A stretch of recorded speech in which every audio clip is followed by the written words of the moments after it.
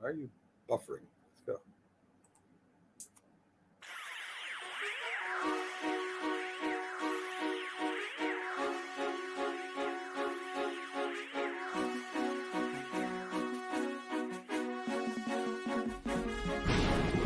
I mean, you can see right now, without LeBron, Lakers are struggling. Let me tell you about a team I hate, all right? I know the Dallas Cowboys Get this win. I don't know, Jack. It's a big decision. I've often said that the people who run baseball, they try very hard to ruin it. I'm from Brooklyn. I don't have a problem with saying space. Pittsburgh at Buffalo. Thank you. Yeah, I thought I was right. So anyway, Yeah, Mac, you're really interested in these playoffs. so This is a presentation of Northeast Streaming Sports. Good morning. You're listening to the Mac and Jack Sports Show on Northeast Streaming Sports.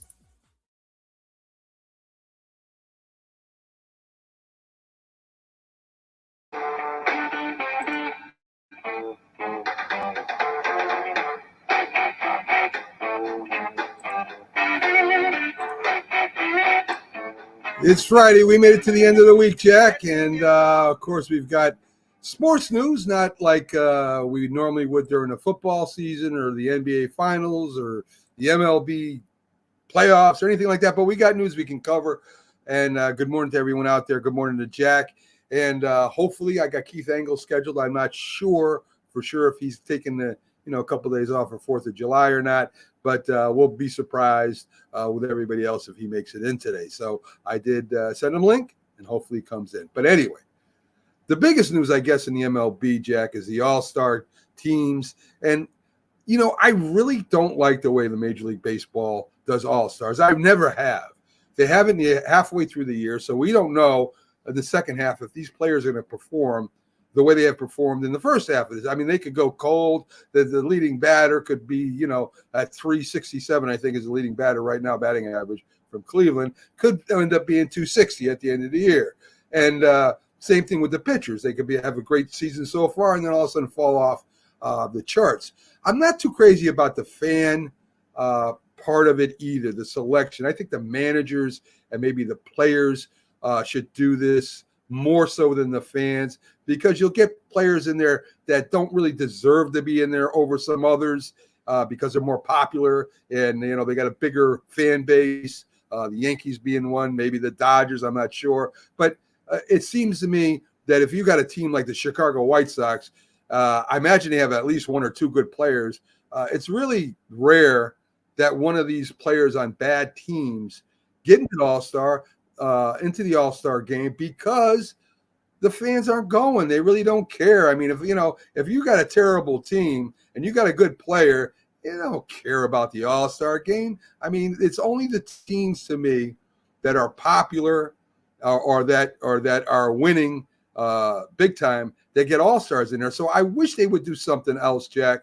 And as you're talking, I'll bring a Keith Engel so he can participate with us after you get done with your little talk. How you doing, Keith? Hi, guys. I guess the Patriot news will just wait a few seconds coming on. But every team should have a representative. I mean, even the 1962 Mets, the something 63, the worst teams in baseball history, had a player. They had a player at the time, Ron Hunt, a decent second baseman. He was a representative for them. You get two schools of thought. It's a game for the fans, so let the fans vote, see who they want. But you make a good point, Mac. There's got to be a better way. A player could have 2 good months at the start of the season, then not have a good year, and he's an all-star. So maybe it should be done middle of the season to middle of the season if there's a way to do it. But the fans can't be voting. They're not going to remember. The fairest way of really doing it would be allowing the players and the coaches give them a ballot, because they would take it really, I think, seriously. But you'd have to have a rule. They couldn't vote for anyone on their own team. Right. I agree. And Keith, what I was saying was, the NFL, they vote for their all pros at the end of the season.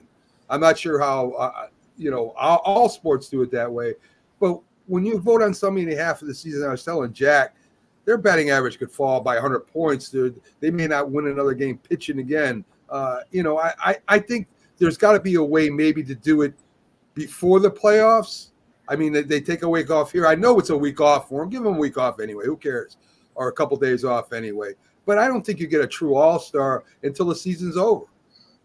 Well, what Jack said, there's two schools of thought. For me, the game doesn't count. It's for the fans, and let the fans vote. Play it when it's played. It's a mid-season summer classic is what it's been billed as since I was a little kid.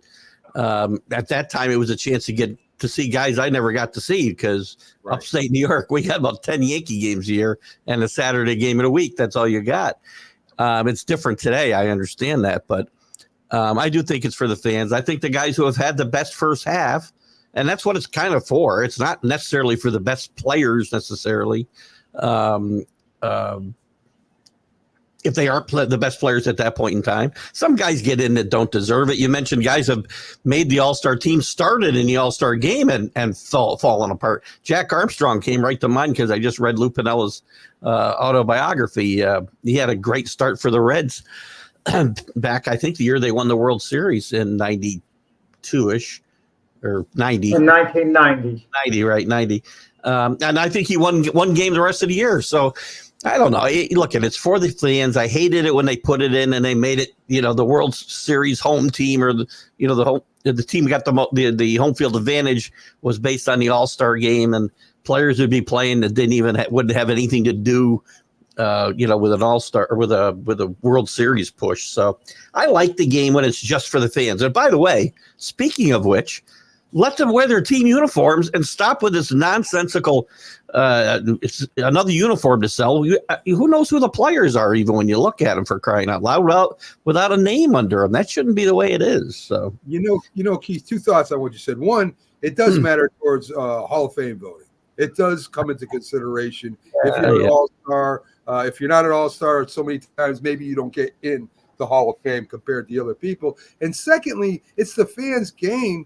Well, then have an exhibition game, call it the fans, all-star game or something. I mean, this is supposed to be the MLB all-star game, and I have a way to fix for them to really start playing. Pay the winners an unbelievable amount. MLB's got the money. Why not pay them each $1 million each on the winning team of starters? Well, and I might have missed the first part of the conversation, right? But I want them to play for real. I want Pete Rose to run over Ray Fosse and to get the winning run. I want to see that kind of baseball. I don't want to see guys mic'd up and chatting it up and joking around all night long. I mean, that's not fun for me either. If we're going to do that, don't even play the games. But it needs to be fun, but it needs to be competitive at the same time, I think. Yeah, I guess. I don't know. I'm looking for a more real game. None of these one pitcher each inning nonsense and all that crap. But anyway, it does matter for the Hall of Fame. I agree. But did Willie Mays really deserve to be in 24 straight All-Star games? A great player, maybe the best player, all-around player of all time, as we talked about a few weeks ago. But he made 24 straight All-Star games. He probably shouldn't have later in his career. But I want to see those guys play. I want to see those guys who had Hall of Fame careers and aren't good enough to be necessarily have earned an all-star berth, but I want to see them at the end of their careers. We saw Carl Yastrzemski, we saw Mays, we saw Aaron, we saw all these guys at the end of their careers when they wouldn't have been in there if you were just looking for somebody who earned their way there. So you want to see Willie Mays get up at the end of his career and strike out, right? That's what I want to see. I want to see Willie Mays in a fan showcase to honor his great career. Yes, I do. Yeah, well, see, to me, that's not an all-star then. That's just a kind of a feel-good thing. What all-star games are, though, Mac? There's nothing. I used to watch all-star games, Keith, and it meant something. And we know it did. No. I mean now. What means evolved into nothing. Listen, compared to the other all-star games, maybe the MLB isn't that bad. You still get closer. Let's get into some of the choices. I'll go through the lineups. And the AL first baseman is Vladimir Guerrero Jr., batting .297, 13 home runs, 50 RBIs. The guy's a good ball player. I don't know if he's the best, but I think he's worthy of being on the NBL All-Star team, right? Is there any disagreement there at all? I got fine with that, sure. All right. Let's see. We got at second base Jose. Holy good. Altuve, of course, Jack. It kind of reminds me of a more powerful Freddie Patek, right? I mean, he's a little guy who can hit the ball deep. He's batting 306 right now, 13 home runs, 39 RBIs. I could go with Altuve batting 306. He's miles ahead of Freddie Patek. Are you kidding me? I mean, Altuve is going to go to the Hall of Fame. Patek is a cute little player. Except for size, there's no comparison in those two. Right.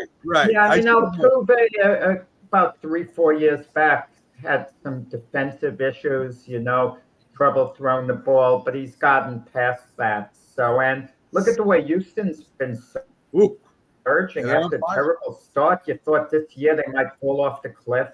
Now they're in second behind Seattle, close by, and they might win the division. I mean, they're on track. Yeah, I agree.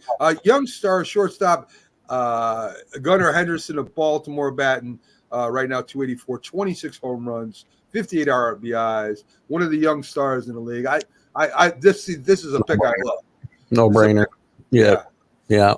Great player. Great baseball name too in my mind. I love good baseball names. Anybody named Gunner's got to be in the All-Star game, right? Jack Jose Ramirez, Cleveland, batting average 274, 23 home runs, and 76 RBIs. There probably should have been a couple more Cleveland guys on the team as well as they're playing, or at least one more. I'm not sure. I'd have to go through all of them. But anyway, Jose Ramirez loves being a Cleveland Indian. He bypassed free agency. He signed during the season last year, which was his free agent year, because he was scared they were going to trade him. So he signed a 7-year deal, $142 million, a little over $20 million a year, bargain for the Indians. But he didn't want to push the envelope and go for close to $30 million because he wanted to remain an Indian. So talk about a guy committed to his team, to his city. He's a heck of a player. And if he keeps playing the way he is, you're talking about a future Hall of Famer. Yeah, great leader. He kind of flies under the radar a little bit. I know he's winning All-Star votes, but he flies under the radar a little bit among the great players in the game. I love that guy's game. We got two Yankee outfielders. We got, of course, one player's missing. Well, one player's missing from the infield. Wait, I missed something. Bobby Witt Jr. on the Kansas City Royals.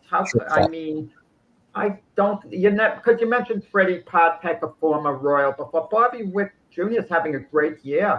Yeah. Great year. And he's going, and it's not a fluke. He's going to be, really good for years to come. And I'm surprised the voters haven't really taken full notice of him. Well, remember, he's going up against Gunnar Henderson, who's probably maybe a step above. Better than Gunnar Henderson. Yeah. He's better than Gunnar Henderson. That's my argument. Gunnar Henderson's with the better team, with the Orioles. But the Royals are having a decent season. They're over 500. They're exceeding expectations in a large part because of Bobby Witt. I would imagine. I agree with that. They're both great players, right? And I think it's a kind of flip a coin, but which one's better? Myself. I would imagine that would be a manager's choice, for the other 23 players or whatever they're going to be on the team. So I would say he'll get in. Two Yankee outfielders, Aaron Judge, of course, having an unbelievable year again with over 32 home runs and 83 RBIs. Juan Soto. Is Juan Soto an all-star compared to some of the other ones? I mean, he's a really good player. I'm glad we have him. He's going to be great for the Yankees. But is he one of the best outfielders in the league right now? He's one of the top 5 players in Major League Baseball, Juan Soto. So there's your answer. He's one of the top 5 hitters in Major League Baseball. I'll give you that. He's not one of the top 5 all-round players in the game. He's not. Defensively, he hasn't been a liability. He's been okay. He's been better than average for the Yankees. That's not top 5, but that's not top 5. But look at the way he runs the bases, too. I mean, I can't see any. And I'd like to see him run harder on the bases more, too. So, again, there's some. Wait, the other night, there was a fly ball to left field on the warning track. He had the presence of mind being on first base to tag up and go to second. We can agree to disagree that he doesn't hustle all the time on the field. I'll say that. That's all. Great hitter. If you Go ahead, Chief. The Yankees, everything they wanted. They wanted his bat. They didn't get him for his defense. They didn't get him for his, baseball acumen. They got him for knocking the ball all over the park, and that's what he's done. And he deserves to be an all-star for sure. Okay. All right. Steven, let me say this right. Kwan of Cleveland, another young guy batting .360. He might have raised that. 7 home runs, 24 RBIs. So you do have a second Cleveland Indian in there. He was hitting close to 400 for a while. Yes. And he's actually fallen off a little bit. Right. So a young outfielder I really didn't know about. And this is why I do like the All-Star game. Go ahead, Keith. He's been a steady player for a while, but he doesn't have the gaudy stat other than the batting average this year right now. He's never had the real gaudy stats, but he's been a very good complete ball player for, a handful of years now. So he's getting his due now. The catcher's from Baltimore, another young guy, all day Rauschman. Rutschman. Rauschman. 288, 15 home runs, 55 RBIs. Good stats for a catcher, definitely. Offensively, though. You know what happened to Salvador Perez here? Because he's made the All-Star team before the catcher for the Kansas City Royals, and a guy who I think is going to be a future Hall of Famer, too. I don't know how the fans come towards their conclusion. It's not a bad vote because Salvador Perez has fallen off a little lately, but I thought he'd get a little more love, from the voters. Yeah, Roush is one of the young stars in the league too, and another guy that I'm glad to see him get the spotlight. You can make an argument for president. He may very well make the team too. We don't know. So yeah, definitely. DH they have Vordan Alvarez of Houston, batting average .303, 19 home runs, 49 RBIs. That's our DH. So a formidable team, right? Offensively, we got going up against I say we, like I'm part of the team. That's going up against the National League. And I'll give you, of course, Bryce Harper. He's hurt right now. I don't know if he'll play in the All-Star. Right now, he's the first baseman. What can you say about Bryce Harper? Unbelievable offensive player. Made a great transition to first base, I think. He's playing a heck of a first base, too, Jack.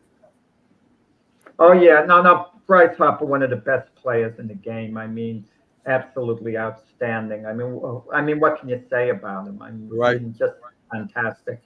It's definitely top 5 for sure. I would agree with that. I would say he's top 5. I definitely would. I think he's a better player than Soto, to be honest. I do as well.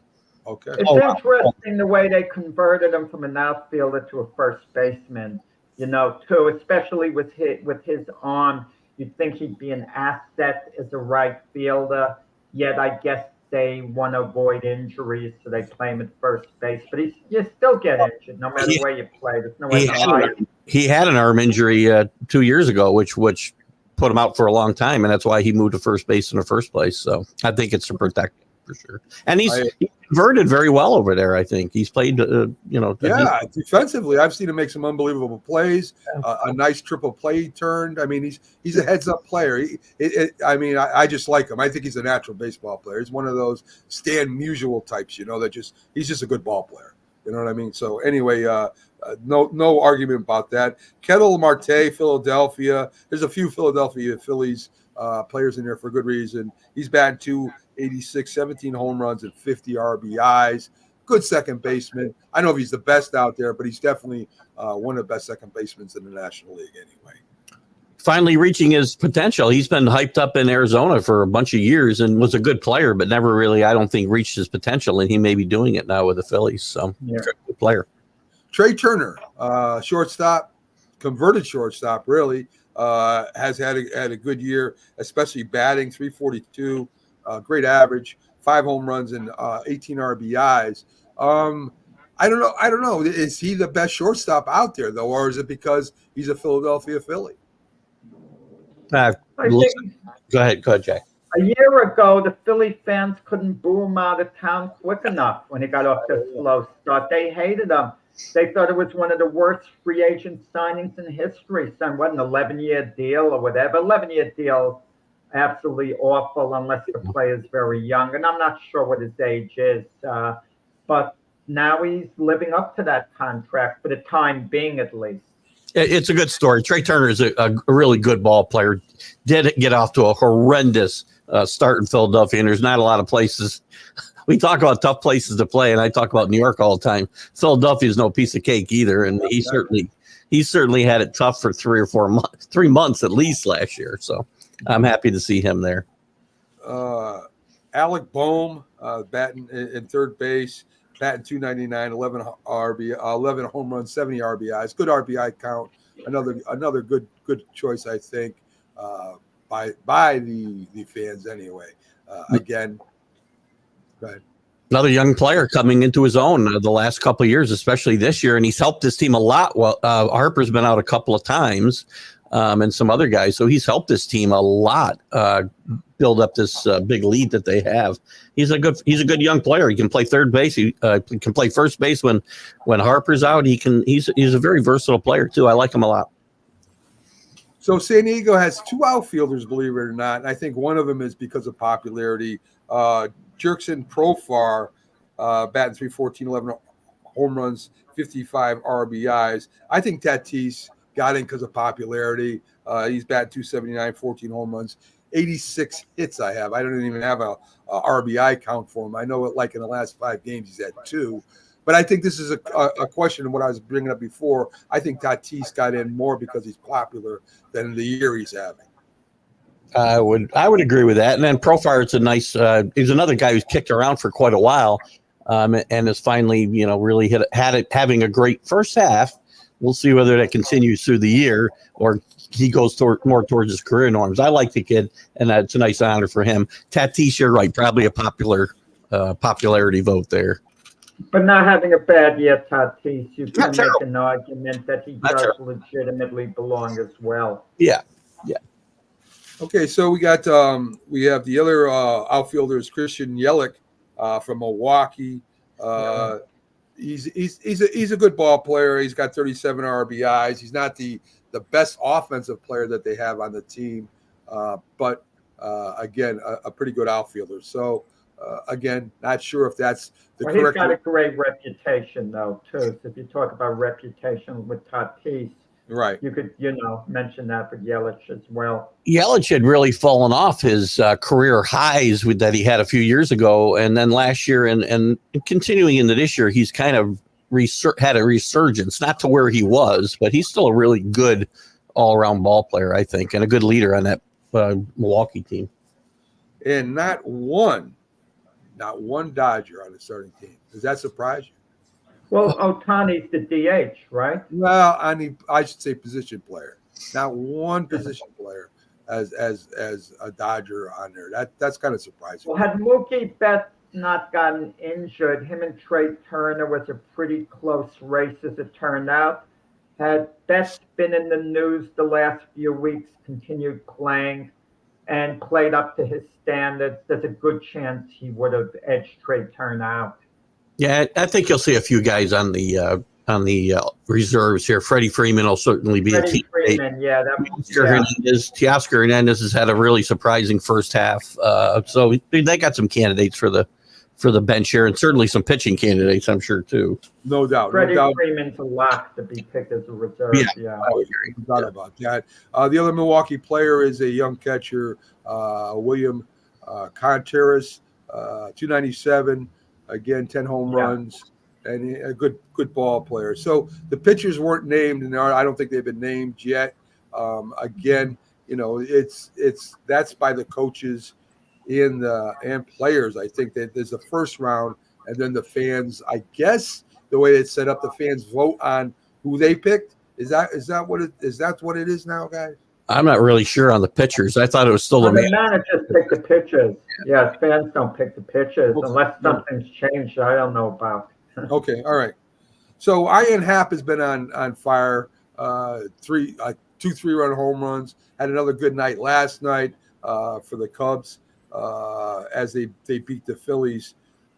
And Cleveland, as I talked about with Jack, of course, getting the second position in the power ratings. And Cleveland, it seems every year they're good in the regular season and they get the playoffs and fall apart. Is Cleveland different this year, guys? Do you think Cleveland is different than it's been in the last few years? I don't know that we can answer that question until I see them play in the playoffs. I mean, a lot of these guys, are still the same guys that were here that kind of folded up in the playoffs 2 years ago. And last year they fell back and didn't make the playoffs. But it was a young team at that point, and it's like guys like Quan have matured. I think having a leader like Ramirez will give them a chance, a better chance in the playoffs. It'll depend on pitching. Good pitching wins out in the playoffs a lot of times. So if their pitching holds up, they'll have a chance. That division's not very good, so I would expect them probably to continue this and win the division. We'll see how they do. As Yankee fans, we know that postseason is really what matters these days. So yeah, got to win. Jack, do you think Terry Francona being ill last year kind of hurt the Cleveland Indians? I don't mean to diminish anything Terry Francona did when he was manager of the Indians, but no, the answer would be no in baseball. We've seen so many cases where a manager, you can't manage a team for a period of time, and whoever takes his place, the team continues to win.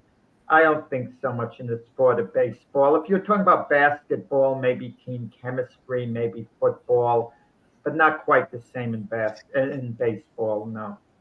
I'd have to disagree a little bit. I think the distraction being gone, because this wasn't just last year. This has been the last several years of wondering whether Francona was going to be available, because he had health problems for a while now. And I don't think you can underestimate the job that Stephen Vogt has done in his no managerial experience at all. He's playing 2 years ago. I think he's done a great job, and maybe it's had some stabilizing effect for some of those young players. No. Well, yeah. For example, Craig Counsell, the Milwaukee Brewer manager, goes to the Cubs. Milwaukee wanted to keep him. They were upset. They hated losing him as manager. And now look at the way Milwaukee's doing this year without him. And the Cubs are floundering. Well, they had some continuity. They had some continuity too. Rogers was the bench coach, so they all know him. So I don't know if the situations are that comparable. And again, I'm talking about an intangible thing, not necessarily managerial ability. I'm just talking about the distraction of his constant health issues. I'm not making a judgment on Terry Francona either way, good or bad. Okay, I agree with both of you a little bit there. Yankees, terrible since June 15th. I think they're 4-13.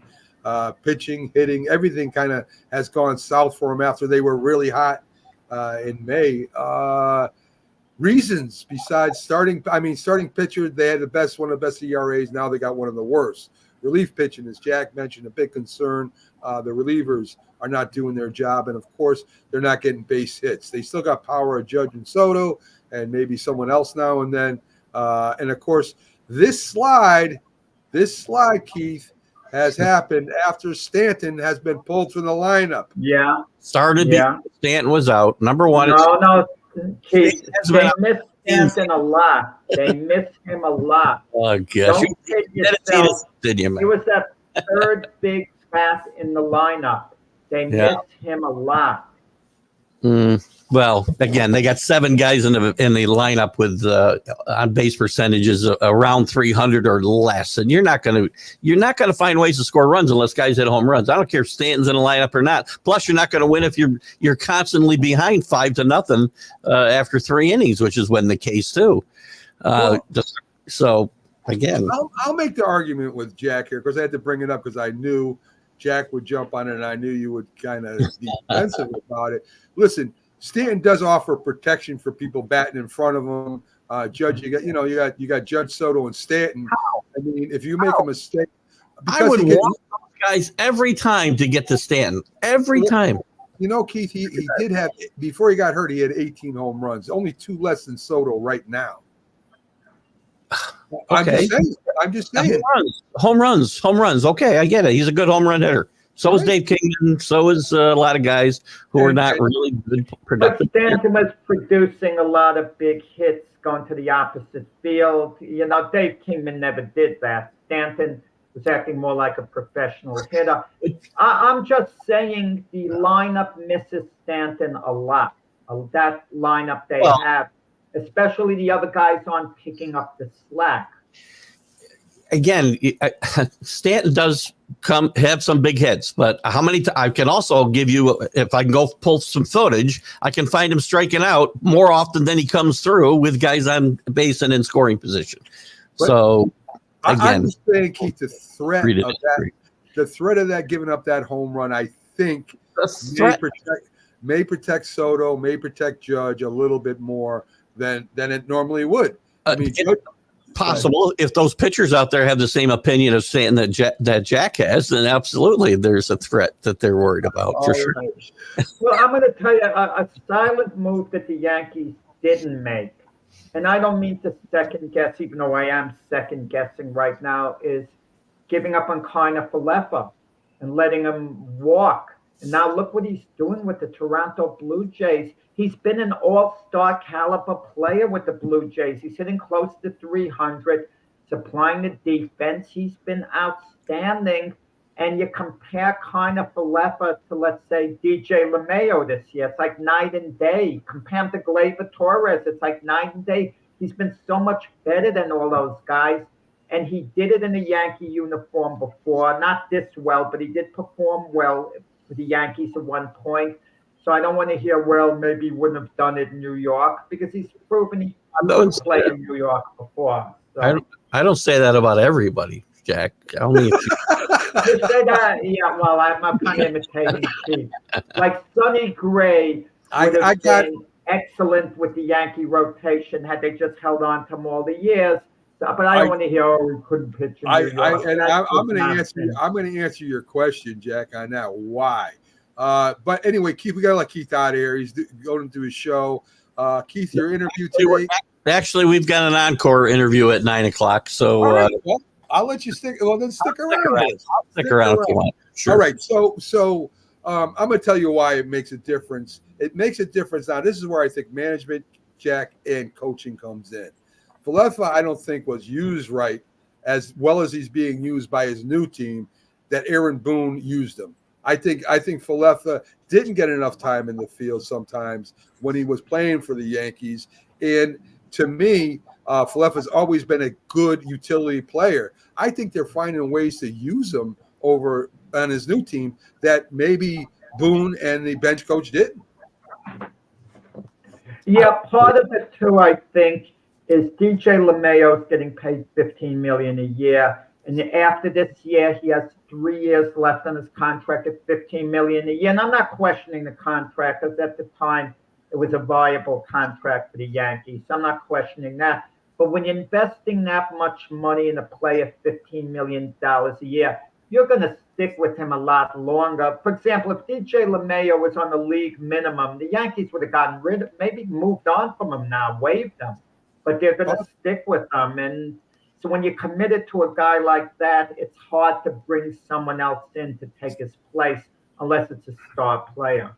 You got a valid point there, Keith. And I think that if Falefa was with us right now, maybe they would have traded our second baseman. Maybe he would not be with us anymore because they have somebody else to fall back on. I think there's a ripple effect when you let a good player, and Falefa is no all-star. Never, I don't think he'll ever be, but he is a very good, solid player. He does come through once in a while with a base hit and can play defense at almost every position. But he's with Toronto now, who's having a miserable year themselves. Yeah, it's all irrelevant right now. Yeah. But you think, is there any possibility before the trade deadline that Toronto would do business with the Yankees so they could get Falefa back? You kind of wonder if Toronto thinks that they're out of it. But I know they're in the same division, but if your team is completely out of it, do you really care? I was just going to actually say that same point, that he could still be in pinstripes before the year's out. And by the way, one of the other reasons they thought they gave up on him is they thought that Cabrera, what last year was an aberration. And after his hot start, he's been, no great stuff either. Toronto, not just IKF, it's also the Yankees would love to have Vlad, and Vlad has loosened his stance on, he said he'd rather die than ever be a Yankee. But I don't see Toronto making that trade, especially with Vlad, and having to see him 18 times a year. I don't think. Rizzo's coming back, so first base something He's been a hole, but I love Anthony Rizzo, but he's another guy who's been just a hole in this lineup. He's been awful, but when you've been a great player like he has all the years, you deserve the chance to see if he can work out of it. If he doesn't, you have to live with it. But he's been such a great player over the years. He deserves to come back from this injury to see what he could do. Again, he wasn't last year. I know we had the concussion issues, but again, maybe he's not over that. Maybe this isn't going away. I mean, there comes a time, we're not talking about 50 at bats. We're talking about 200 plus at bats, and it's not been good. Same as DJ. Too many holes. You just mentioned all the problems in this lineup. Third base, second base, first base. Catcher Trevino can't throw me out at second base. I mean, there's a lot of problems here to be worried about, for crying out loud. He might get you, Keith. Don't get people. Listen, the bases are shorter now. Don't forget, it's not 90 feet. That's true. Only 89 and 3/4. You guys last night. Did you see Grisham play that ball in center field last night? I normally give a player the benefit of the doubt that there was a base hit to center field, and he very casually went after the ball, very slowly, and then he bobbles the ball. The guy makes it into second base. I even got disgusted, and I'm not the critical type. I normally give players the benefit of the doubt because I hate when people talk about false hustle. I hate false hustle to make a big deal out of it. But this was a complete lack of awareness in center field. He played like he didn't care. And the runner went into second base. It was an awful look. I would have considered taking him out on the spot. I was just going to say that. Sending in another center fielder. I wouldn't have gone out to the field to embarrass him the way Bill, and I wouldn't have shot it in the dugout the way Billy Martin did. I probably would have waited to the end of the inning. That would have been the best thing. And then replaced and put someone else in there. That's a bad. But then again, maybe I would have, just to show that I'm the manager, I'm not putting up with this, enough is enough. I'm putting in another guy in there. Well, two things. Yeah, it's a bad look when the only thing you bring to this team is your defense, and that's what he's on this team's defense. Good. And also another strike against Aaron Boone. Aaron Boone does not hold these guys accountable the way he should. I'm going to say this. I've been saying it for 4 years, and I'm going to keep saying it. Jack, there comes a time as a manager, I don't care if you embarrass him or not. There comes a time, maybe he needs to be embarrassed. Somebody does. Make a lesson of somebody so the rest of the guys see it. There comes a time, Jack, that was unexcusable. I mean, if you're trying, you make an error, I got it. You're doing your best, and you get eaten up, or you're diving and you miss the ball that maybe. But when you sit there and you wait for the ball to roll up your arm and kind of lollygag it, something like that, I'd be out there with my lineup card at the end of the inning, and he would have been gone. He would have been out. No, you know what it is? It's all about perception. If you know this player has hustled all year round and it's only one play, it's okay to talk to him, even not to talk to him. If it's his only play of the season, the player gets it. He understands.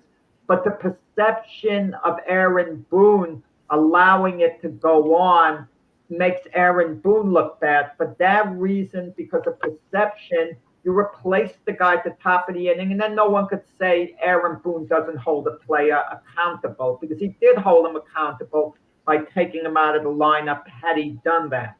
Well, Aaron probably had to talk with him about it. Yeah.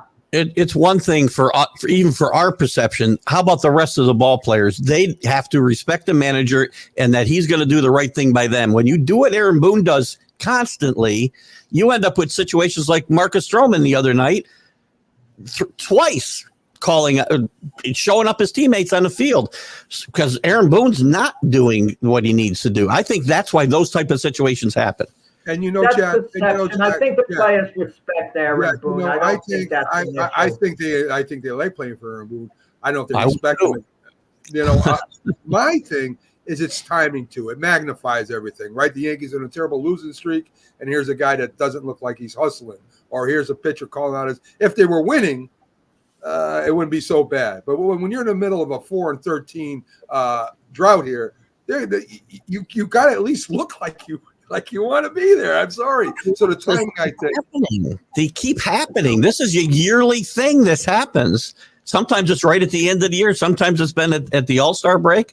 I mean, last year they had a battle just to get to 82 and 80, and 2 years ago they fell apart at the end of the season. This isn't something that's new. This is, this is. So let's get past this right now. Let's talk about the Mets. The Mets might be buyers here at the All-Star break. Yeah, how do you like that? Unbelievable, right? Here they come out of nowhere, the Mets, and they may be buyers. Good for them. I'm glad they're playing better now. And I don't know what they're going to buy and what they're going to actually give up. They're looking for relief pitchers. Yeah, definitely. You hope Edwin Diaz could snap out of it, but his career's been checkered. Great 1 year, mediocre the next. Exactly. He was injured last year. Now this year, pitching poorly. So he's going on a second year of a row being mediocre, Edwin Diaz. So I don't know what you can count on, in regard to him. Well, it's, except for your really elite closers, this is closers' MO, right? Up and down. You never know what you're going to get. They need to improve there. They probably need to improve at second base. McNeil hasn't been very good. So there's a few places the Mets could look to improve. But the thing is, what are you going to trade? I mean, without weakening the team that you already have. We talked about Alonso, and if this team was out, it's a no-brainer. Out of it, it's a no-brainer to trade them. But, if they're in it and they think they're in it to win it, then how can you move them? Yeah, well, Edwin Diaz, after this year, has 3 years left on his contract at approximately $20 million a year. So no team's going to trade for that. And I don't want to hear that teams should eat salary. Teams shouldn't eat salary. They really shouldn't. Not big chunks of it, maybe small amounts. Okay, I can understand that.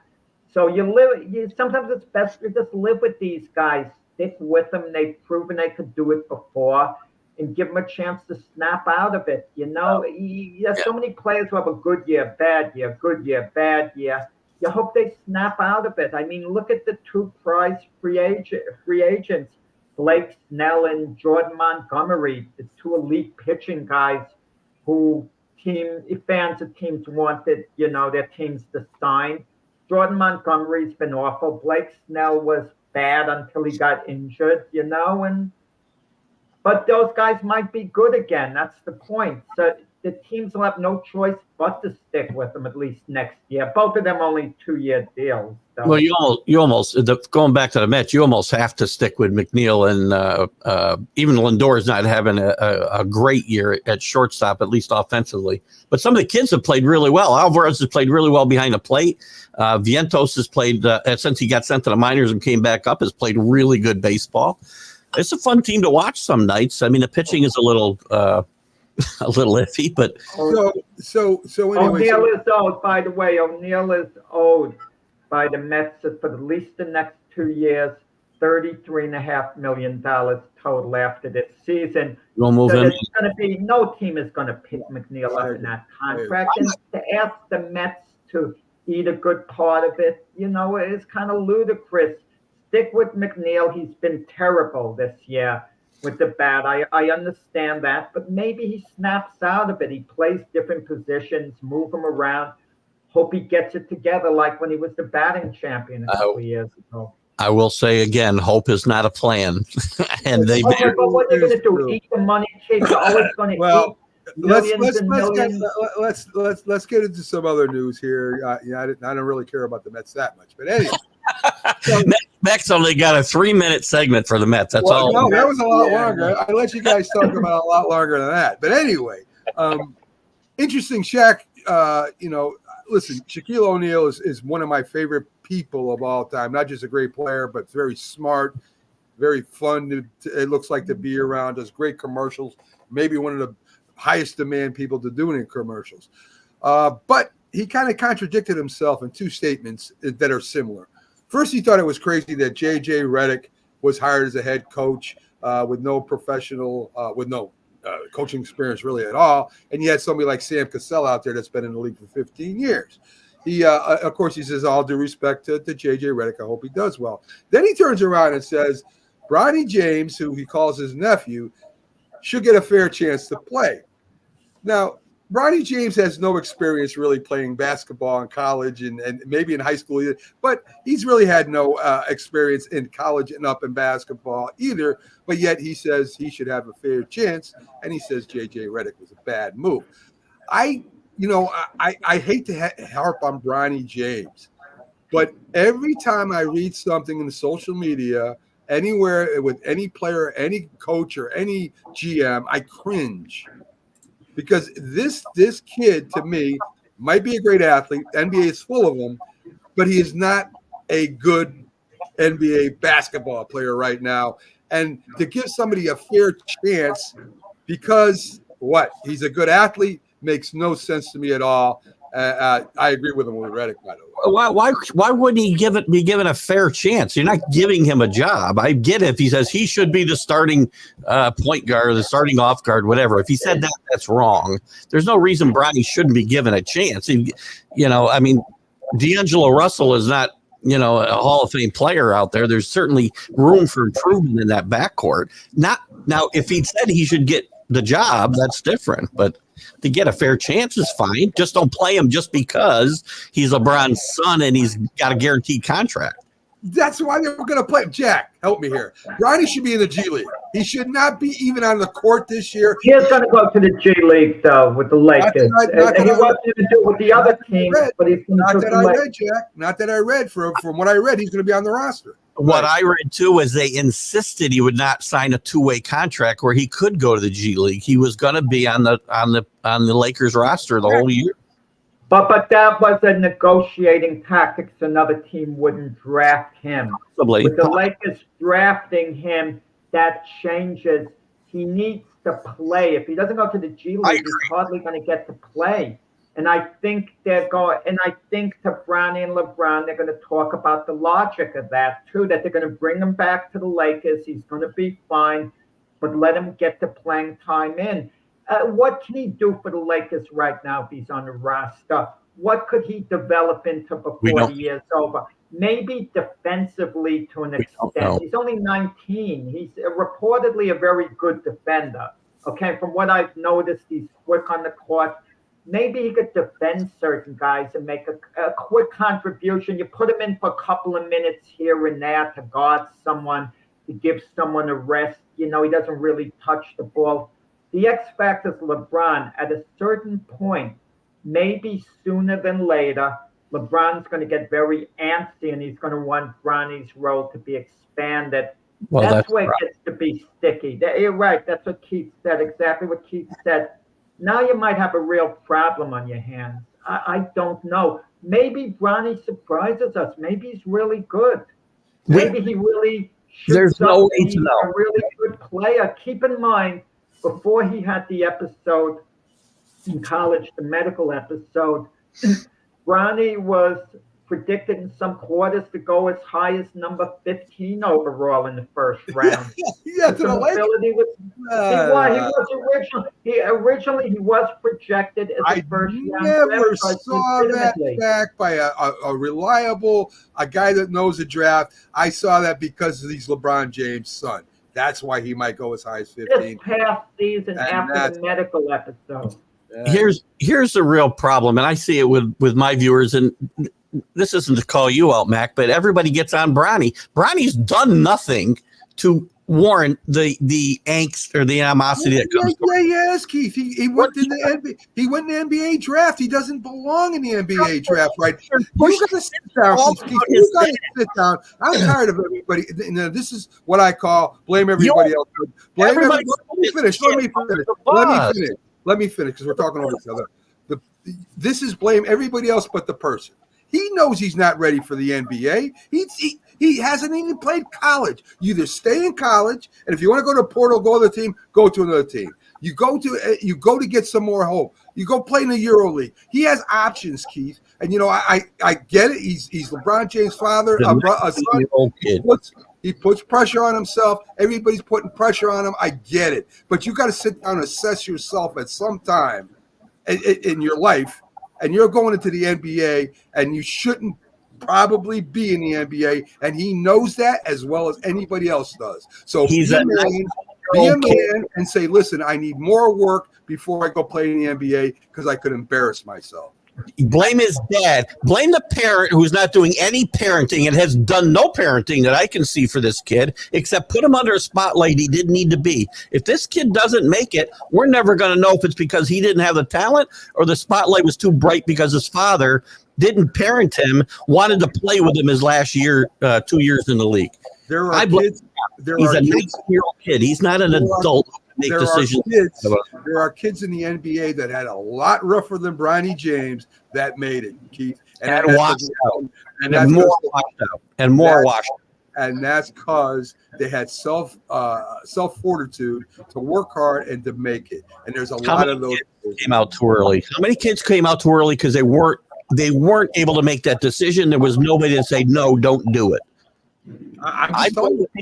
I mean- mean, At the end, listen, at the end it was Bronny's choice. We don't know what he was thinking when he was in college. LeBron's a good parent, but he put a certain amount of pressure on Bronny just by his remarks, by saying at one point he would take league minimum to play with Bronny. So everyone knew LeBron wanted to play with Bronny. Right before the draft, we heard Rich Paul, the agent for both of them, say, LeBron has gotten over it if he doesn't care that much whether he plays with Bronny. You know, that was an obvious lie. It meant everything to LeBron to be on the same team with Bronny. And he didn't attach himself. You know, they're on the cover of Sports Illustrated together and this and that. And then we can't hear, let the kid just be. The kid was put under the spotlight. Just the idea we're talking about him now, which is fine. He's a decent player. But the bottom line is this with J.J. Redick. Are you going to compromise the team by playing the kid if he's not helping you? That's what it's going to come down to at the end. this No, was but- all about LeBron from the very beginning. It's been I about don't disagree, Keith. I don't disagree with you. I'm just saying, as a person, you've got to kind of self-assess yourself too. Jack, you say he's a decent player. I don't know that yet. I don't even know if he's decent yet. We'll find out. We'll definitely find out. Let me throw this at you guys, and I'm going to throw this at Keith, for example. The NBA has 2 rounds to the draft, unlike the NFL. Let's say they did it the same way as the NFL, the 7 rounds. Don't you think Bronny would legitimately go in the 3rd round of the draft? And if he went in the 3rd round, right, legitimately, forget being LeBron's son and everything, a team, the 3rd or 4th round would take a chance on him, even with the medical thing. They figure, hey, this kid's got upside before the medical. So he's a legitimate player, and 3rd and 4th round draft choices in the NFL, that's not charity. No, and I don't remember when the NBA dropped, and they used to have 4 or 5, 6 rounds to their draft. I don't know why they went backwards, but somebody probably would have taken a chance, but it wouldn't change my opinion. My opinion has always been he should have gone back to school. Again, that's not my argument. My argument is he's not there because of the pressure his dad applied to him. And you think it's easy to stand up to somebody, but people respect their dad's opinion, especially when they're LeBron James, I suppose. I mean, plus he's getting a guaranteed contract that most kids wouldn't have said no to. So, But take the case, for example, with Arch Manning at Texas. I know I'm detouring to football. Cooper Manning, one of the Manning brothers, is his dad. Arch Manning's going to be scheduled to be backup quarterback again to Quinn Ewers. He might not see the field much this year, 2nd year, but he didn't want to transfer.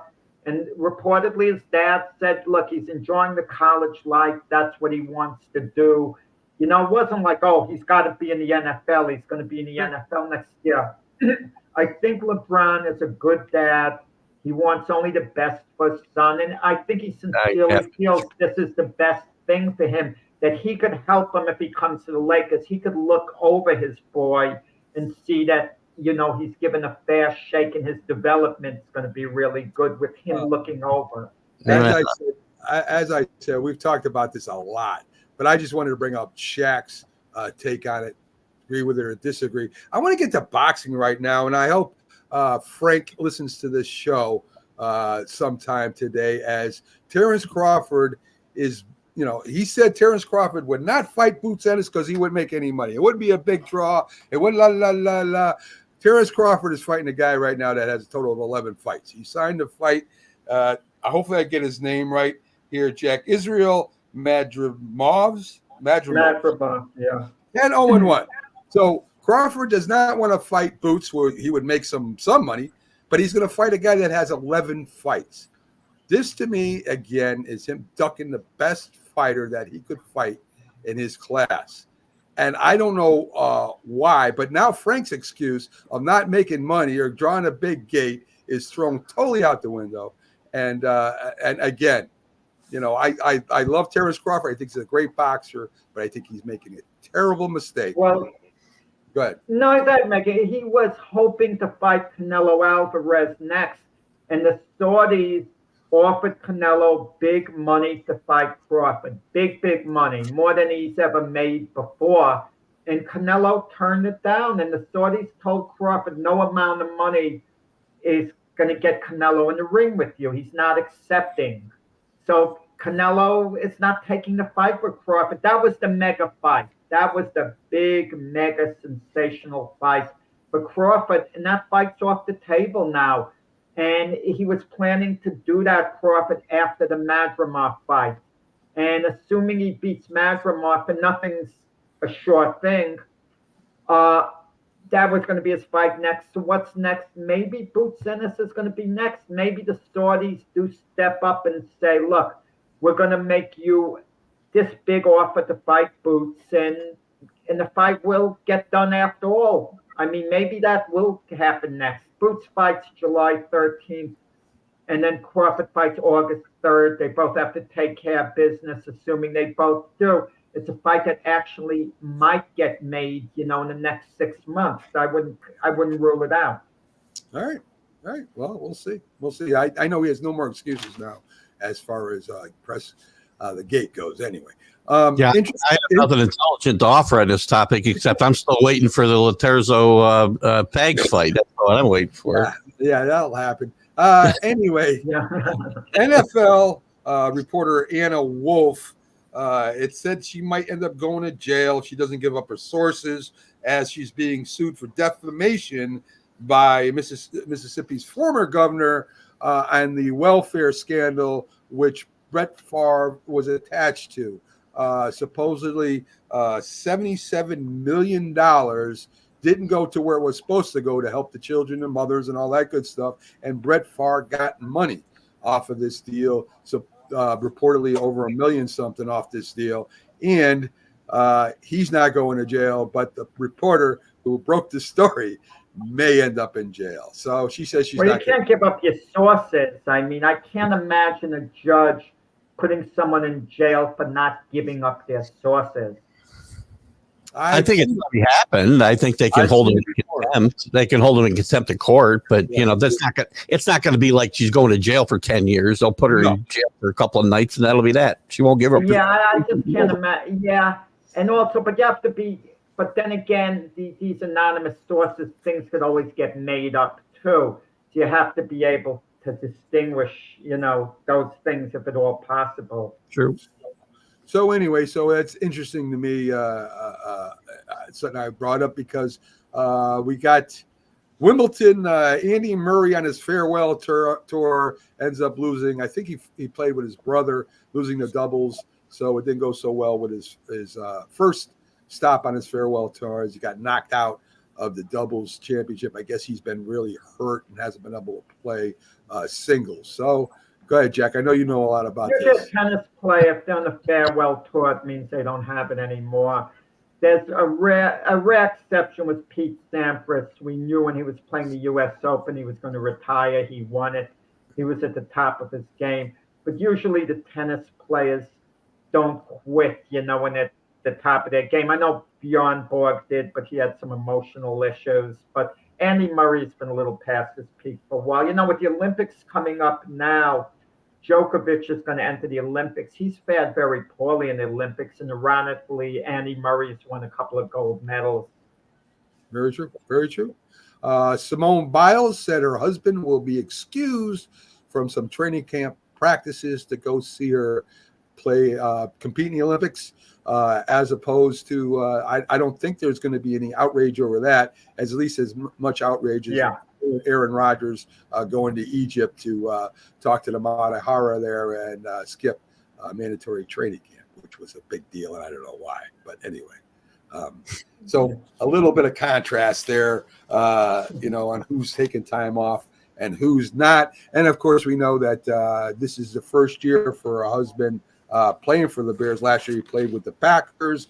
He's kind of fighting for a spot. I guess his name is Jonathan Owens, fighting for a spot on the Bears roster. And that's who knows? Might now. That's tough when you're fighting for a spot to take off. That's a little sticky, yeah. But to see your wife participate in the Olympics, that's a big, big thing. I agree. I don't know if I'd do it. Making more money than him anyway, so he can afford if he doesn't make the team. So. Yeah, I would agree. Folks, thanks for tuning in to the Mac and Jack Sports Show on National Streaming Sports. Up next is Coffee and Sports Day with Roku all day as we give you the best in sports on the Roku Sports Channel. Have a good one, folks. Thanks for tuning in. Hope you had a nice 4th of July, and we'll see you tomorrow on Sports Memories. Me, Jack, and Doc, and Keith will be up tomorrow also, right, Keith? If I'm not mistaken, right after us or right while we're playing, which Sunday. Sunday. Sorry, Sunday. All right. Have a great one, folks. We'll see you soon.